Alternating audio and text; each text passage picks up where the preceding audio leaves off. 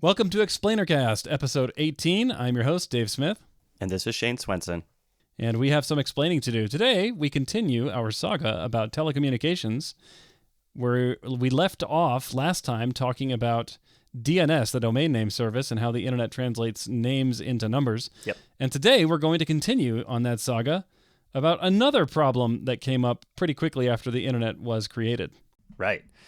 So, going back to the 1980s, when the modern internet protocol was initiated, and hard to believe that this really was 40 years ago, but that's when the Internet Protocol version 4 was deployed on what we now know as the internet. And I think at the time they actually shut it down and switched all the devices, all the routers at the time, to the new protocol, and then started it back up. And they called it a flag Can't day. even imagine that happening today. Yeah. Hey, I'll just everybody. turn it off for a little while. Hey, everybody, we're going to shut the internet down this weekend. We got to do some maintenance on it. Yeah. Surely people would die. I don't know how, but I guarantee you someone's life depends on the internet in some moment. Oh, absolutely. Yeah. I can't even imagine the ways in which societal chaos would take over, even for the weekend. No one would be able to get to work. I don't know the route to drive to work. Yeah, or how are you going to get your ride share to come show up, or your food delivery? Yes. Yeah. Oh boy. And that's probably the least of it. So yeah, seriously. So when they did this, and I have heard Vinton Cerf, one of the co-inventors of IP version 4, say that ended up being an experiment that escaped the lab.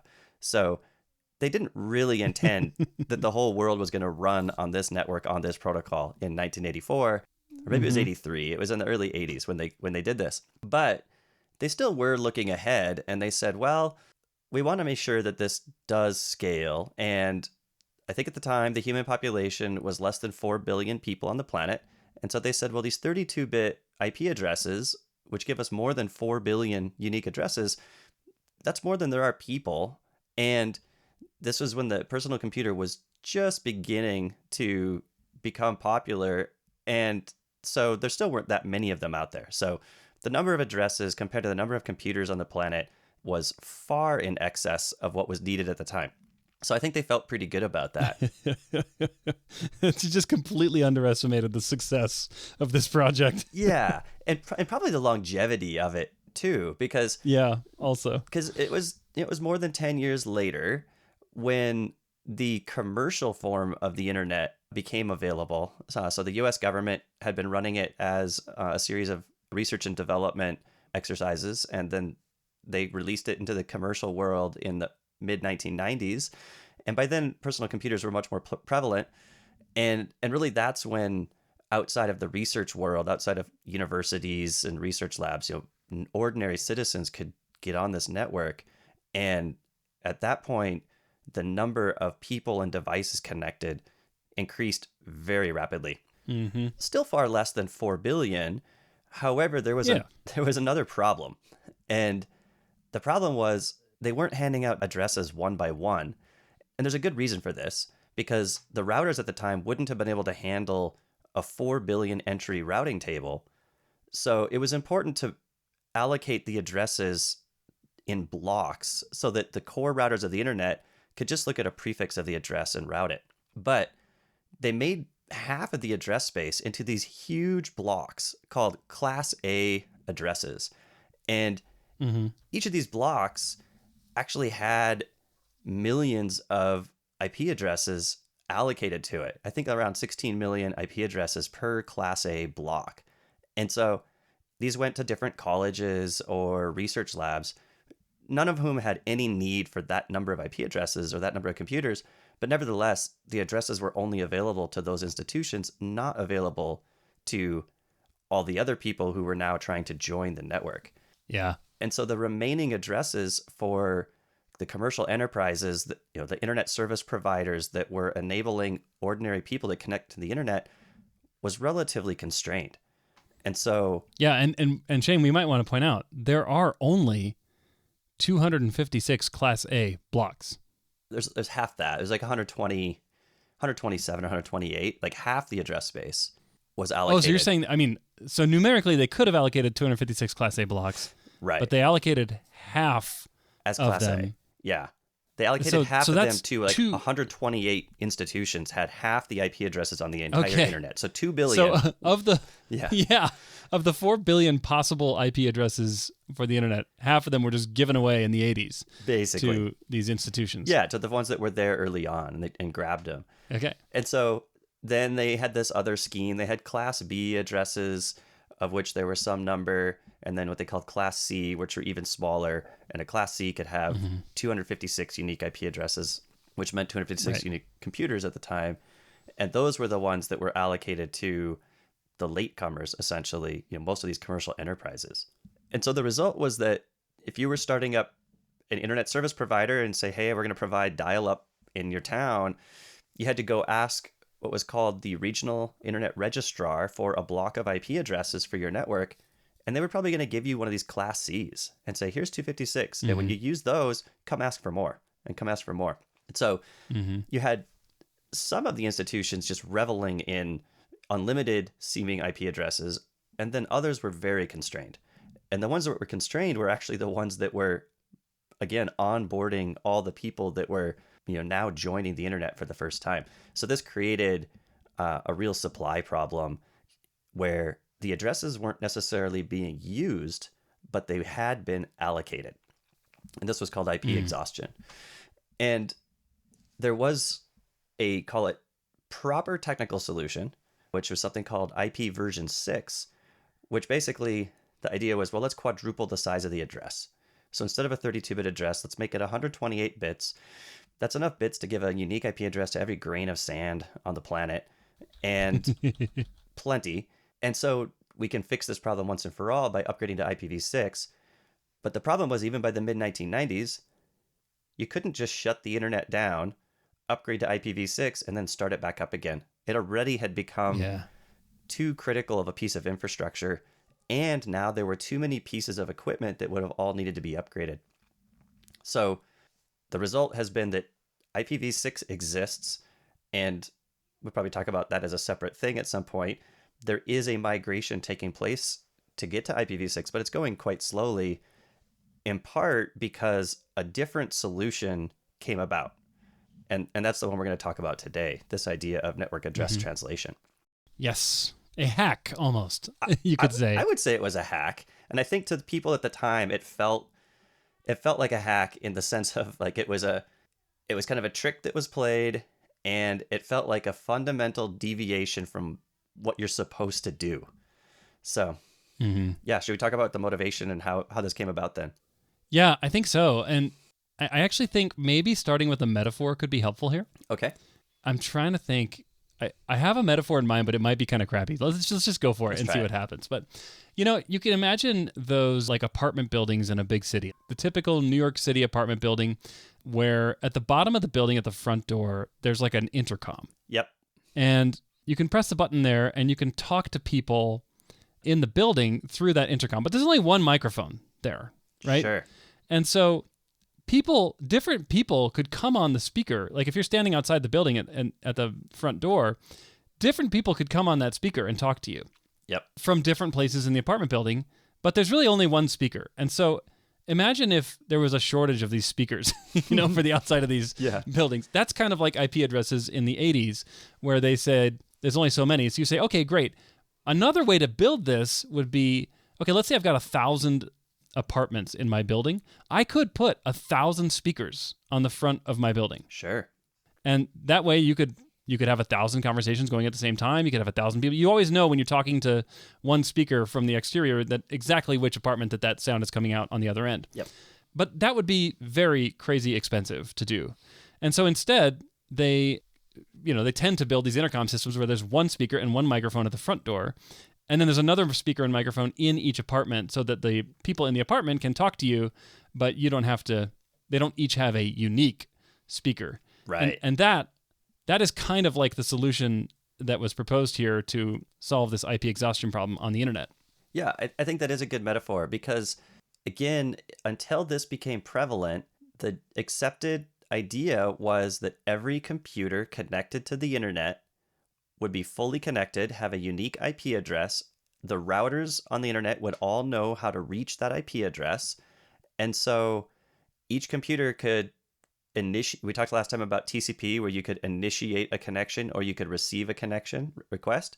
And every one of these computers on the internet could do both.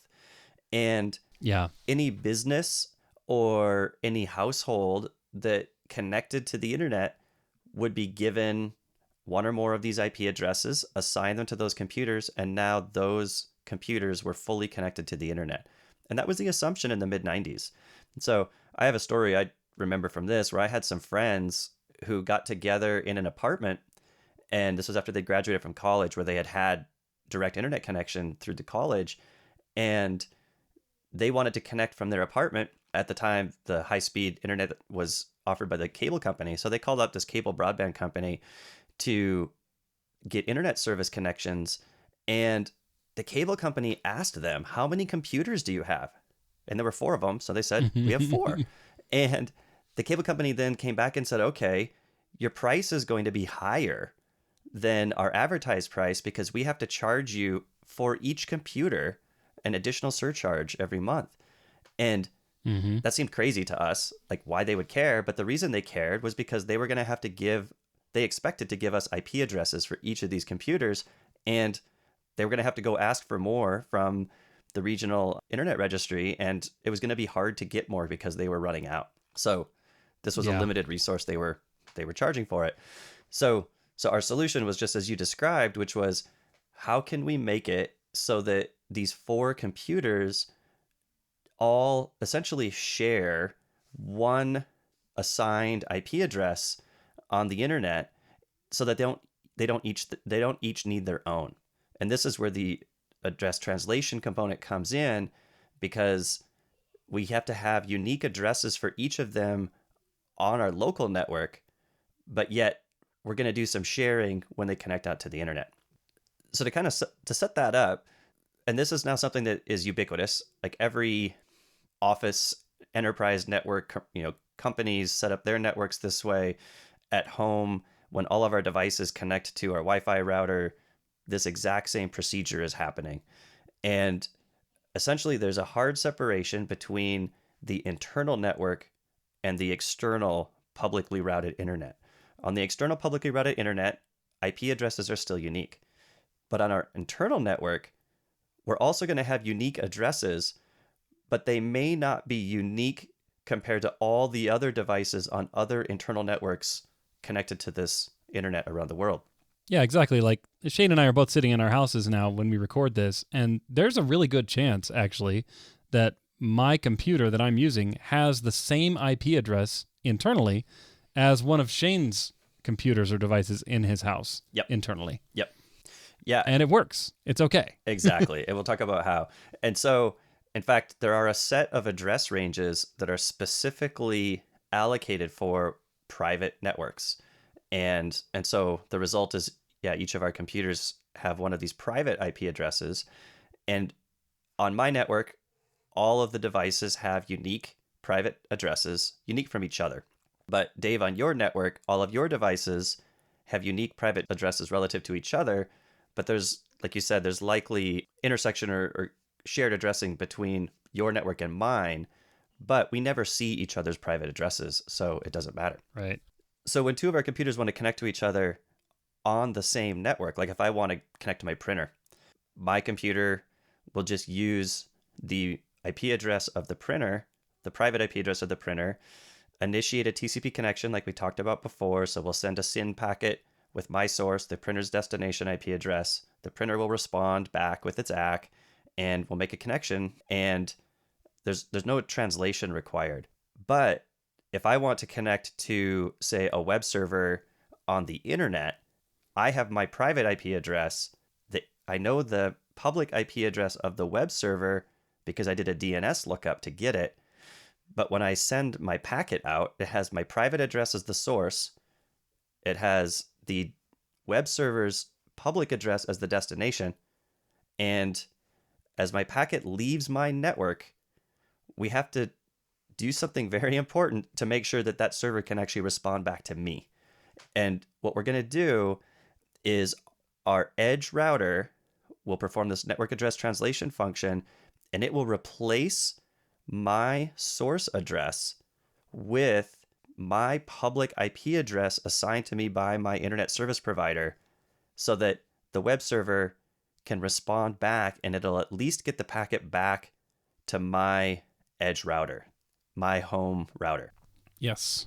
Once it does that, now my home router is now going to see the destination address coming back to the home router, and it is going to remember that it had performed a translation, and it will reverse the translation by putting the private IP address of my computer back in as the destination on that packet, and then forward that packet to my computer. And so my computer will then receive it and see, oh, the web server responded to me, and then process, and then maybe I send additional packets, receive additional responses. And so as they traverse the network address translator in my home router, then these substitutions take place in both directions. And your computer, where you're actually using your web browser, it has no idea this is happening. That's right. My computer's totally unwitting to this. It just thinks it has a source address, the web server has a destination address, and every packet it sees is consistent with that. Yep. And the web server also has no idea this is happening. The only party that is complicit in this scheme is the router on your home network. That's right. Yeah, to the web server. And it's so cool. Yeah. And it exactly, because with that one device, nothing else in the network almost had to change. The basic protocol works. The web server just thinks, oh, that IP address asked me a question, I responded back to it, and it just thinks it's communicating with a public IP address the whole time. It's totally unaware that behind the scenes there's a computer with this private IP address. Now, one of the interesting effects of this is that if Shane and I were both sitting on the same Wi-Fi, like let's say we're both sitting in a restaurant, and we both open up our laptops, which is exactly what we would probably do, of course, at a restaurant, and we both get on the same Wi-Fi, and there's some router in the back closet that's doing this for us. We now, if we went to the same website, that website would receive requests from our two computers as if they were coming from the same IP address. Yes. And that's the IP address of the router in the closet. Yep, exactly. And this also raises another important detail, which is, let's say that scenario plays out and the web server responds back to these two separate requests. It's important for that router in the closet during the network address translation to properly return each of those packets to the correct host, yours to your computer, mine to mine. And this is where there's another critical aspect to this function that we have to bring in. And the question is, how do you tell them apart? So if you just look at the IP addresses, there's not enough information. We both went to the same web server, so it has the same IP address, we'll say. We both came from the same internal network, so we have the same public IP address. So at the IP layer, you actually can't tell these apart. But if you look up inside that IP packet at the TCP header, there you'll see that it has ports. And one of these ports is going to be the same in both packets. That's going to be the port of the web server. So let's say 443 for a secure web server. However, the other port that was originally the source ports assigned by our computers when we initiated that TCP conversation will have been chosen, first of all, by each of our computers kind of at random. But there's a chance that we'll actually have chosen the same source port. So the network address... And that's okay. And that's okay, because the network address translator, as it sends that packet out, will actually often overwrite the source port with a port of its choosing so that it can be sure to keep every one of these sessions unique.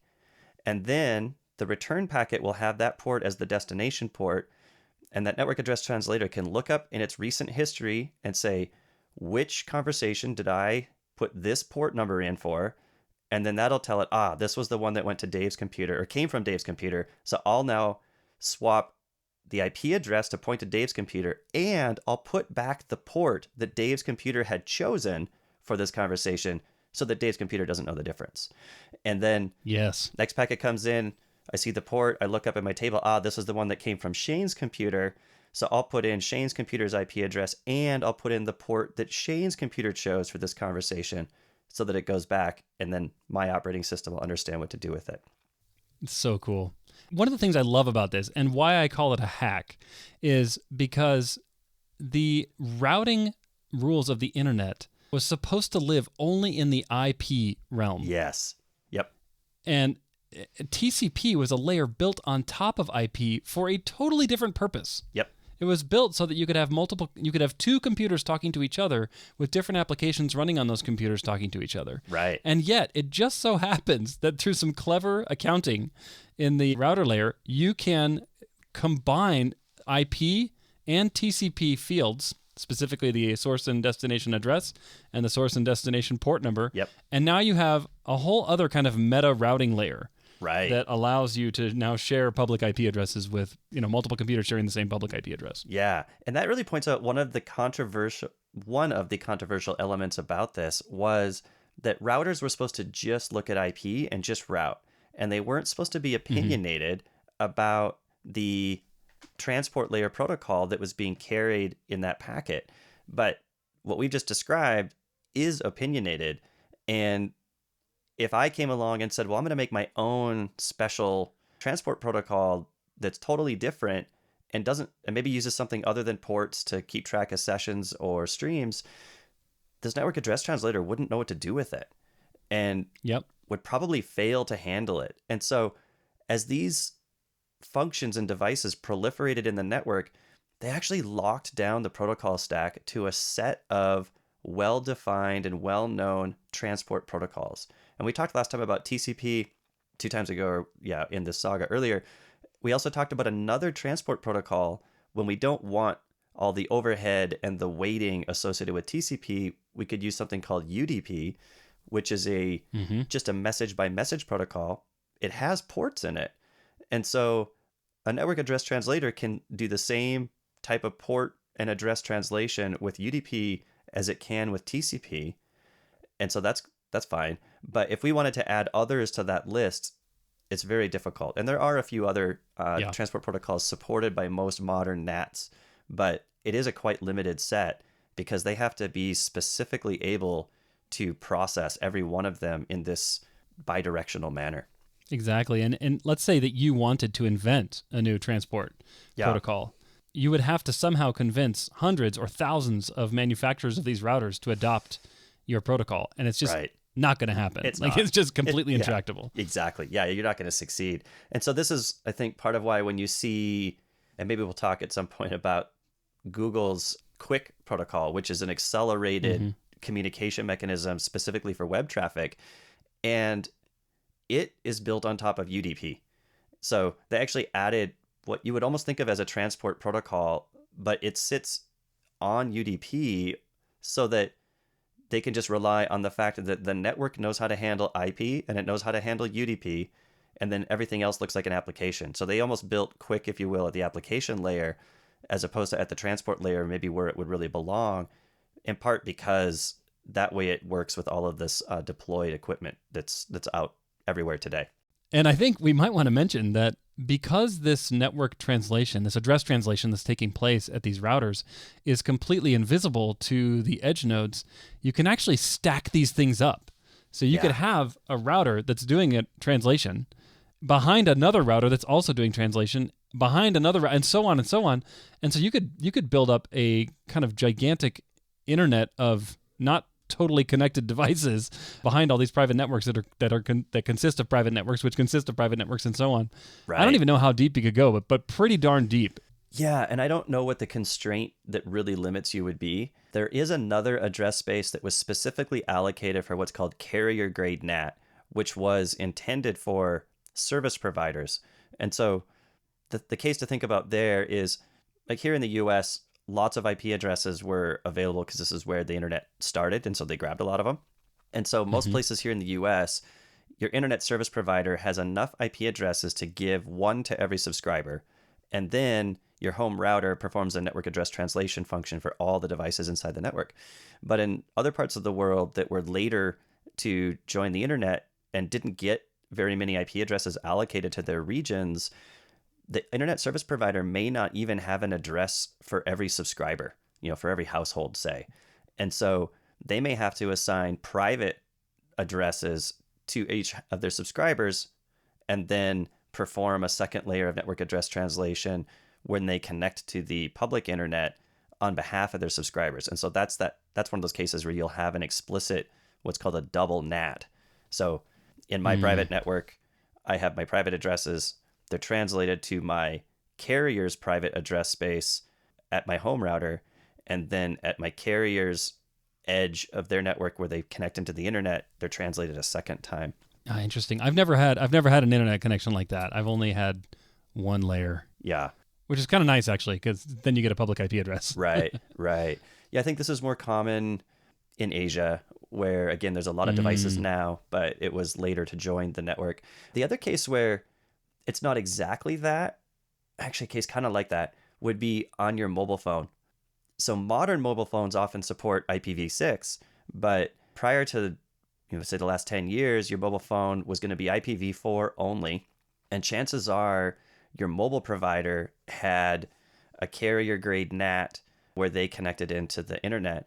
And so typically we don't use our mobile phone as a router, but if you did, like if you were using it as a hotspot or something like that, you might actually have a 2-layer NAT taking place there as well. Very interesting. Oh man, so cool. There's a couple other upshots to this. One of them that we should talk about is, so once you embrace this idea, and it's ubiquitous now, and I guess to finish my story in the 90s, oh yeah, we ended up scavenging a computer. We put 2 network cards in it, one for our internal network, one for the external network. We assigned internal addresses on the inside. We then told the cable company, we don't have 4 computers anymore. We only have 1. Yeah, we only have 1 now. We got rid of them. That's right. And we felt super clever, like, oh yeah, we only have 1 computer. And oh yeah. They gave us 1 IP address. We assigned it to our external network interface. We set up this bridge computer to perform this network address translation, and it worked beautifully. And again, we kind of had to homebrew it. I think you had a similar story, but now this is just built into every home router. It's assumed that this is what you're going to do. Yeah, that was new. I remember I had the same experience when I started my college freshman year. My dorm computer, which plugged into a Cat5 Ethernet cable, it had a publicly routable IP address. Same here. And I was blown away by this. And I thought, this is so cool. And I immediately started running server software on it. Yep. And when I went home over the holidays between semesters and made sure my computer stayed connected and online, which was quite hard to do. And it only stayed up for a few days before it crashed. But I remember being able to connect back to my dorm room computer was like the coolest thing ever. Yep, absolutely. Because that's just not something, I guess that was possible probably with dial-up. it had never occurred to me to do so. Right. Yeah, I'd never tried to reach, and partly with dial-up, usually your IP address would be tied to which modem answered for you. So, your address only lasted usually for the duration of your connection. So same, I had never tried to reach back into my dial-up, but I had the exact same experience as you. I went home for Christmas and I would telnet into my computer just to probably show that I could. Like, I don't remember doing anything useful, but it seemed really cool to do that. Yeah, exactly. I actually still remember the Class A network that we had. Same. I remember my dorm's router IP address. The whole thing? Yeah. It was 18.247.0.1. Nice. And so, if I was somewhere in the world and I wanted to know if I actually had a connection, like now I'll ping one of these public DNS resolvers like 8.8.8.8 or something. But back then, pinging that router was my continuity check if I wanted to know if I actually had a connection. It's gone down now. And actually that MIT, I think, sold that IP address range to Amazon. So now Amazon has a bunch of 18 dot. But yeah, that was it. And they have a big appetite for IP addresses. So yeah. That's great. Yeah. So I did the same thing in college. I helped everyone in my apartment complex, which is I think it was 15 apartments, share my internet connection, which was a pretty high-speed internet connection, and I charged them a few bucks a month and ran a whole bunch of just a cobweb of Ethernet cables out the back windows of all these apartments. That's awesome. It was awesome. I actually had a hub sitting in a pine box outside the apartment, and these cables are all gone. Someone must have torn them down, but I drove by recently. But yeah, it was just like this web.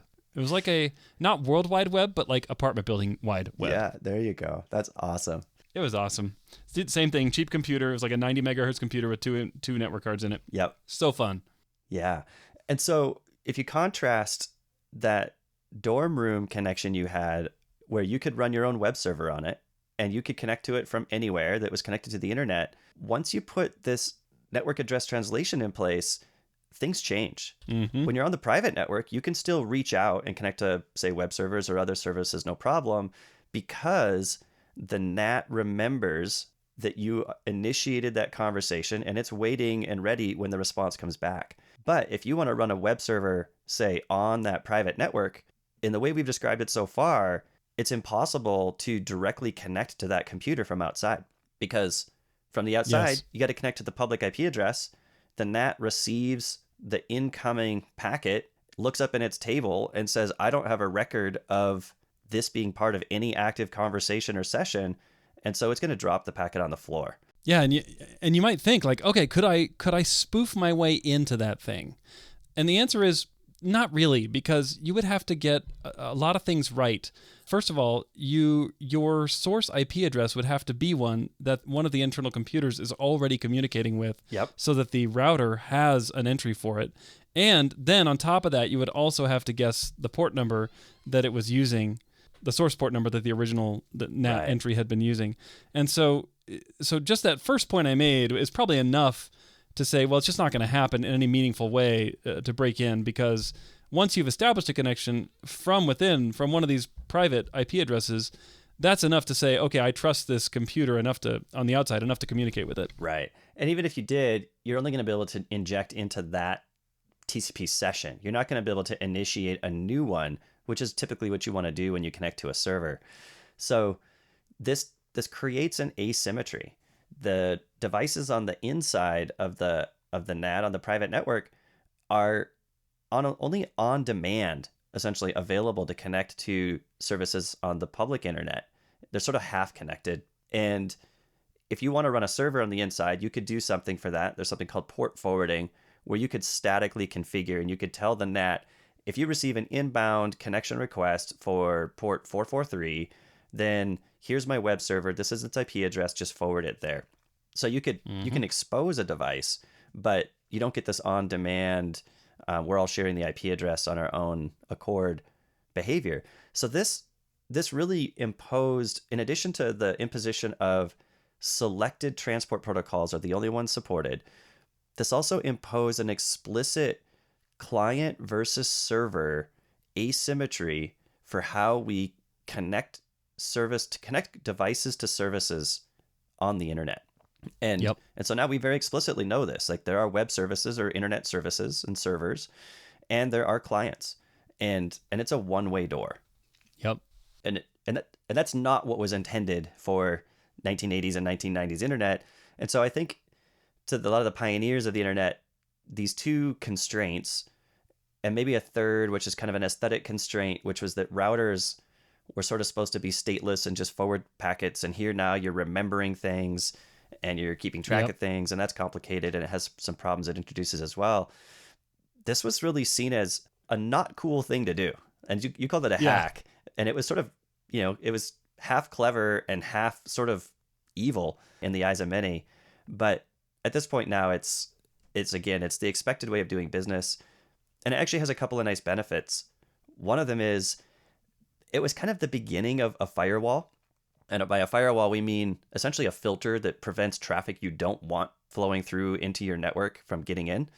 And this was kind of the beginning of that, where it created a barrier to sending arbitrary traffic into your network. And now we of course want to run a real firewall that actually protects us from malicious traffic in a more meaningful way. And that's quite important. The second thing it did is, imagine I want to change ISPs. Or I have one ISP I use during the day and maybe a different one I use at night for some reason. Or I've got two different ISPs and they each have different IP address ranges that they want me to use. Well, if I expose all of my computers directly on the network, I would have to number all of my computers into those IP address ranges assigned by those ISPs. But if I'm using a NAT, I don't have to renumber my network. I just have the router know how to translate, and my devices never know the difference. And so I could have two different ISPs right now, and I could load balance between them, and my devices would be fine with that because they don't have to have IP addresses that are matched to those ISP assigned addresses. Yeah, and I think that this pattern, because it's so ubiquitous, has had several interesting effects on how internet products became developed. And Yeah. I can give one example, which is about 15 years ago, I created a residential irrigation system, just sprinklers for my grass, Yeah. by building a very, very simple computer that had some relays that could control the valves in my sprinkler system. Yep. And I thought, okay, great. Let's get this thing on the network. Sure enough, it has a private IP address, of course, because it's on my private network. And so that meant that I could control my sprinklers from my computer or from my phone. And that was fine as long as I was on my private network. Right. But if I was away from home, now suddenly that thing is behind a NAT firewall, or it's behind my router, and it doesn't have a public IP address. And so in order to get it to have a public IP address, I have options, but they're all very technical and painful. Yep. There's magic you can do with SSH reverse tunneling. There's port forwarding, like Shane mentioned, and VPNs and things, but they're all very hard to get right and hard to keep running. And when things go wrong or you lose a connection, you are completely lost because now your only lifeline into the network is dead. Yeah, and so it just doesn't work. Can't go fix it. Yeah. Yeah, very, very frustrating. So fast forward like 10 years, and commercial smart sprinkler controllers started coming to the market, and I bought one. And I was kind of curious when I bought it, how is this thing going to do connectivity? Well, you can guess. It doesn't do private IP connectivity between just devices on the network. No, it has a cloud-based management system. Right. So rather than my phone connecting directly to it, instead, my phone connects to some website in the cloud on the internet. And my sprinkler box also connects to that same website, and it acts as a broker between the two of us. So neither of us have to worry about this NAT problem. We both are client initiated.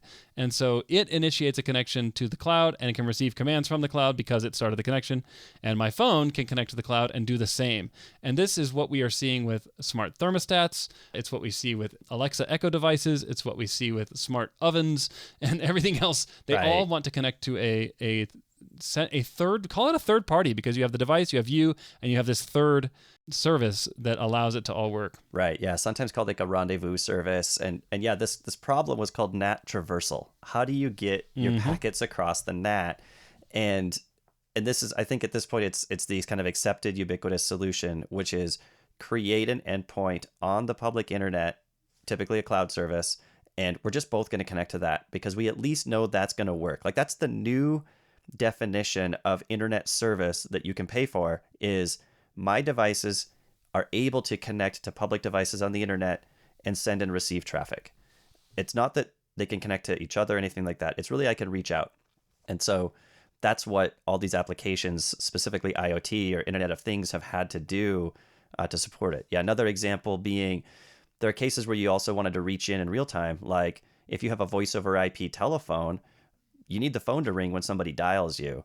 And a number of different techniques were tried, but I think the one that works best at this point is that phone, again, reaches out to a rendezvous server, registers, and says, here I am, here's my phone number. Any calls, pass them to me via this connection. And they periodically just keep pinging that server so that the NAT keeps the table entry up to date.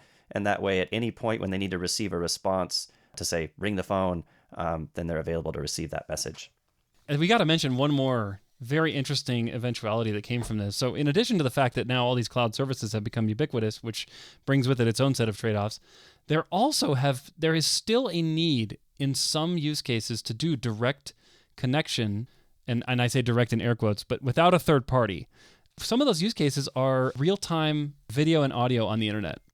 So it turns out if you have a one-to-one internet video call, it's actually quite advantageous not to have that third party in the mix. Right. Because that just adds network latency, which slows down the video and audio and makes it harder to communicate. Yeah. And so voice over IP systems, most notably SIP, have evolved a whole set of interesting protocols that allow you to do NAT traversal without a third party. Okay. There's this protocol called stun and one called turn and ice, and these all exist to kind of like hack the hack. Like they send clever sequences of packets to convince the routers involved on both sides to accept a two-way streaming flow of these now NAT traversed packets without a third party in the mix. Sometimes there's a third party necessary to get it started, right? But then you can actually go true peer-to-peer without a third party. Nice. Once all the right sequence of secret knocks have been given on the different port numbers. Yeah, so they'll kind of do like a streaming handoff so that once you've established the connection, then the packets can flow directly from device to device, and both of the NATs, or all the NATs along the way, have the right translations in place and are open to it. And I would guess they're probably not using TCP for that for multiple reasons, but also then they can either use either UDP or one of like the streaming based protocols that I assume lets them sort of open up a wider aperture to say, even if the initiating message, say, came from one of this meetup server, that it's going to leave the door open for direct traffic to come from the other device in the future. Yep, exactly. It's really, really cool. Nice.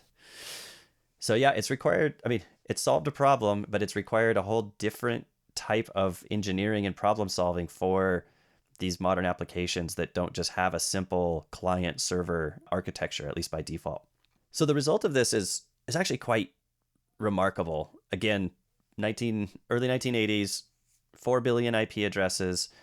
Seemed like a lot at the time. I think the numbers I've seen are that over 3 billion are in active use. Not every possible IP address, but most of them are in active use at this point. And wow, the numbers I've seen for the quantity of devices, including NAT connected devices that have access to that IP space connected to the internet, measure in the tens of billions. And it's amazing. The numbers vary, but they're huge numbers of devices, and most of them are still using Internet Protocol version 4, like those 4 billion IP addresses. At this point, IPv6 is becoming more prevalent. I think modern mobile phones are a big part of that. So 5G phones are really are basically computers. They can do a voice call, but they do it as essentially like a voice over IP, as a packet stream. So they're a native networked device, and most of them have IPv6 capability.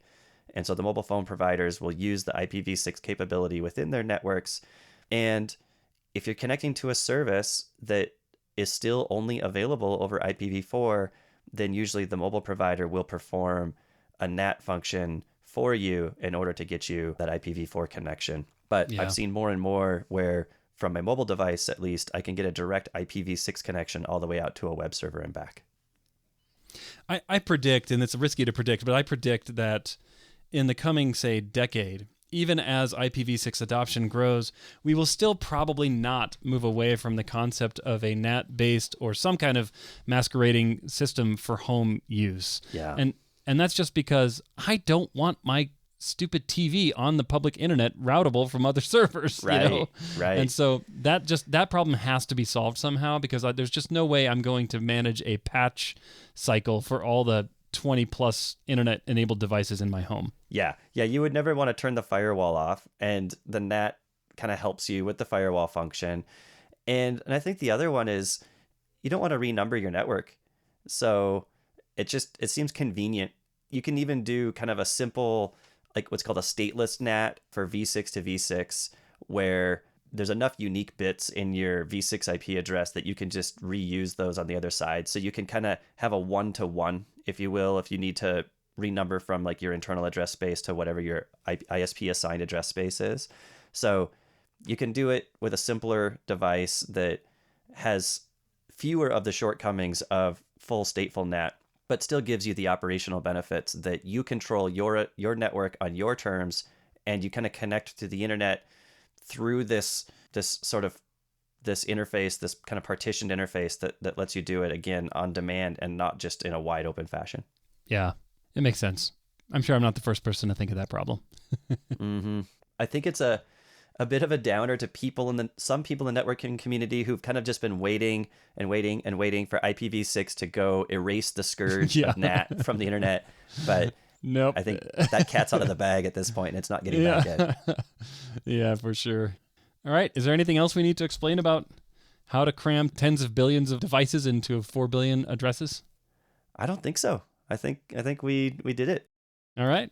We're heroes. We had some explaining to do, and we did the explaining. That's right. All right, Dave. Good to talk to you as always. Yeah, same.